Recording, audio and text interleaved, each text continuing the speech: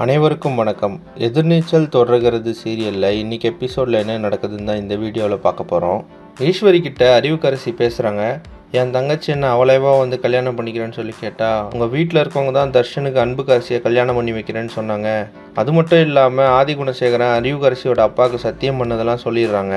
தர்ஷனும் அன்புக்கரசியும் பார்கவி கல்யாணத்துக்கு முன்னாடி சந்தோஷமாக இருந்த ஃபோட்டோவெல்லாம் காட்டுறாங்க ஈஸ்வரி கிட்ட அறிவுக்கரசி. தர்ஷன் அன்புக்கரசி கிட்ட இருந்து பிரேஸ்லெட்டு வாட்ச் எல்லாத்தையும் வாங்கியிருக்கிறாரு. நான் எங்கள் வீட்டு மாப்பிள்ளைக்கு தானே பண்ணுறோம் அப்படின்னு சொல்லிட்டு நானும் எதுவும் கேட்டுக்கல அப்படின்னு சொல்லிட்டு அறிவுக்கரசி சொல்கிறாங்க. நான் ஏன் உங்களுக்கு எல்லாருக்கும் கெட்டவளானே? இந்த விஷயத்துக்கு முன்னாடி உங்களுக்கு எனக்கு ஏதாவது சம்மந்தம் இருக்கா அப்படின்னு சொல்லி கேட்குறாங்க.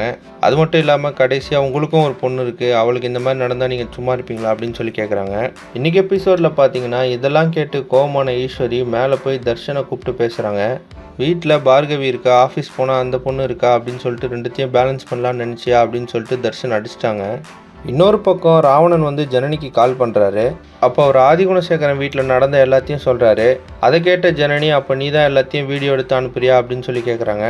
இதெல்லாம் தெரிஞ்சுக்கிட்ட ஜனனி ஆதிகுணசேகரனை விட ராவணன் தான் ரொம்ப ஆபத்தானவன் அப்படின்னு சொல்லி புரிஞ்சுக்கிறாங்க.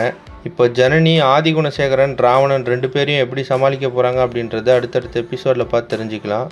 இந்த மாதிரி எதிர்நீச்சல் தொடர்கிறது சீரியல் அப்டேட்ஸ்க்கு நம்ம சேனலை சப்ஸ்கிரைப் பண்ணுங்கள், ஃப்ரெண்ட்ஸ் அண்ட் ஃபேமிலிக்கு ஷேர் பண்ணுங்கள். நன்றி.